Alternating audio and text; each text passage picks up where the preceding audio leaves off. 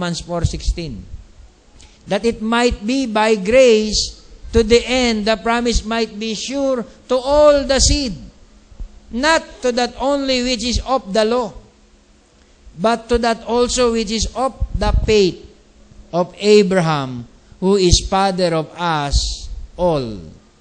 Kaya sabi, these elect were not only the eternal thoughts.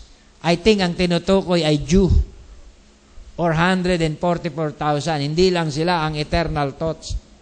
Meron pang elect na tinawag, di ba? Sa pamamagitan ng grace, to the end of the promise might be sure to all the seed, not that only which is of the law, but to that also which is of the faith of Abraham, who is the father of us all. Romans 9:7-13. Neither because they are the seed of Abraham, they are all children, but in Isaac shall thy seed be called. That is, they which are the children of the flesh, these are not the children of God, but the children of the promise are counted for the seed. We are the children of the promise. Sapagat ang covenante natin ay nasa unconditional covenant. We are counted as a seed. As seed. Can you say amen? Ibinilang tayo bilang binhi. For this is the word of promise. At this time will I come, and Sarah shall have a son.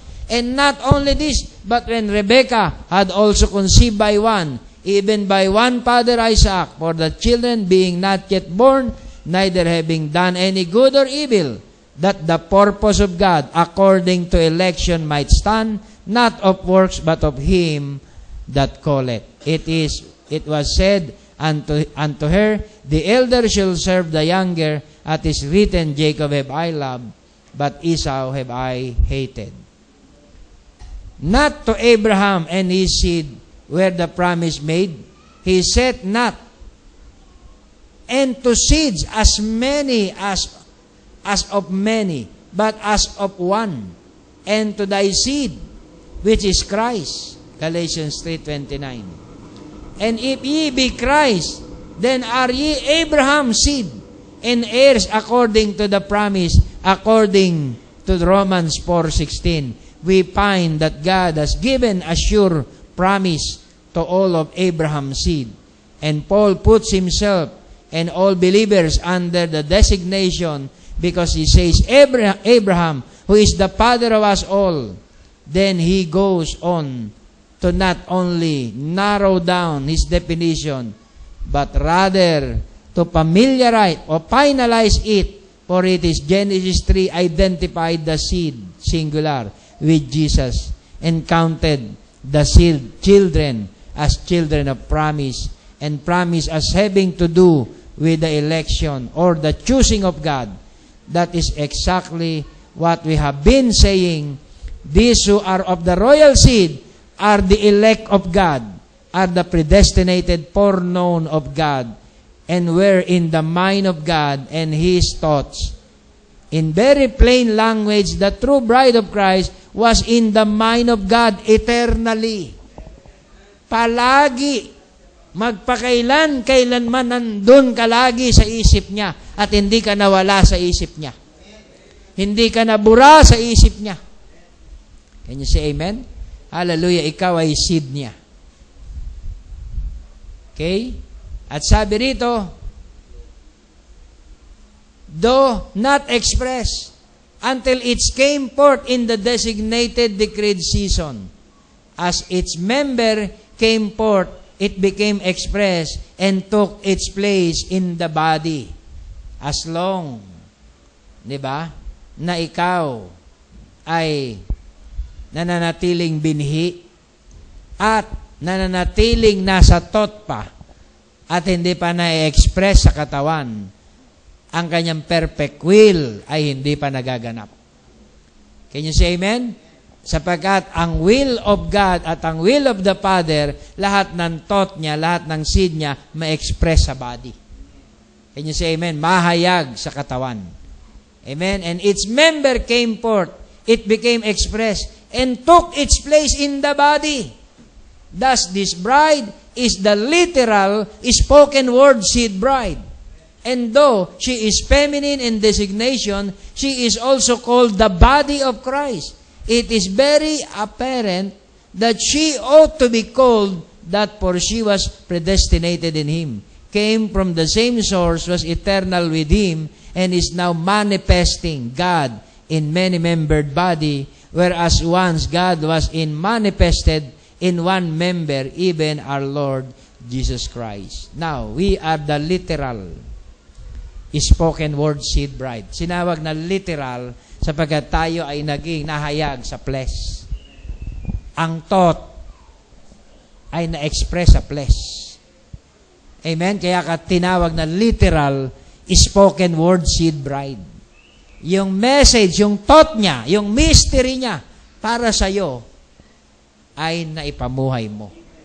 Na-i-display mo, nakuha mo. Natumbok mo ang iwaga. Kaya ka tinawag na literal spoken word seed bride. Kaya kung walang quickening, hindi ka matatawag na literal spoken seed bride.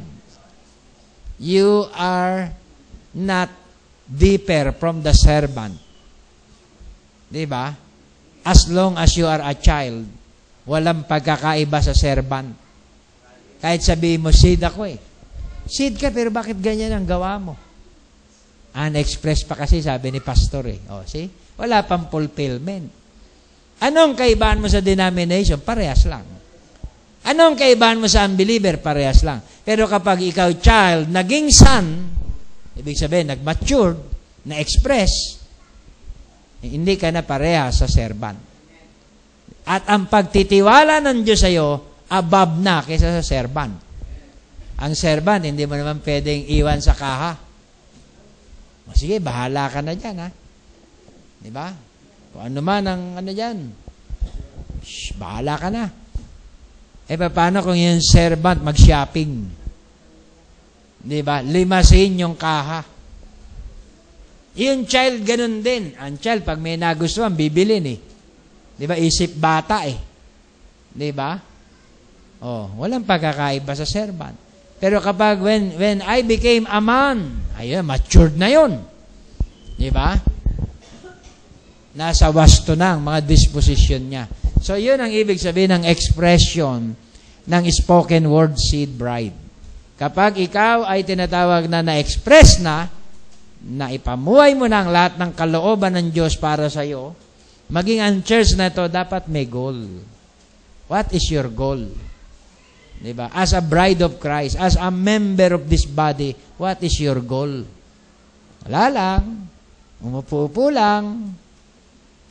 Diba? Every Sunday, Wednesday, hi, pastor. Ganun pa eh. Ano yon? Beauty pageant? So, hindi yon. Bawat member sa church may goal. Anong goal mo sa church? Diba? Hindi ko yan natatandaan eh. Pag sinasabi ni pastor, every member sa church may goal. Meron tayong expression. Merong expression of one goal. Ano yun? To do the will of the Father. Amen? Can you say amen? Ang expression nating lahat ay i-fulfill ang second-fold mystery ng seventh seal. Can you say amen? Hindi ang third-fold mystery sa millennium yun. Ang expression natin ngayon ay i-express ang second-fold mystery ng seventh seal. Ano yun? All that was in God, all that was in Christ, He poured it unto the bride, that He might have the preeminence, kapamahalaan.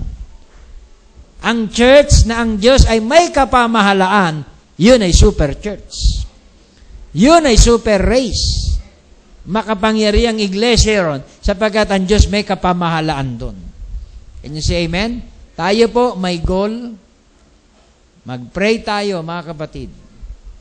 Hindi po natin goal na mag-evangelize, anong tawag dito? Mag-harvest time uli. Ang ating goal, simple lang, mga kapatid, ma-position. Ang lahat ng dapat ma-position. Kung walang teaching, walang breaking, walang revealing ng word, paano mapuposisyon? Can you say amen? So, konektado po lahat, mga kapatid. Ang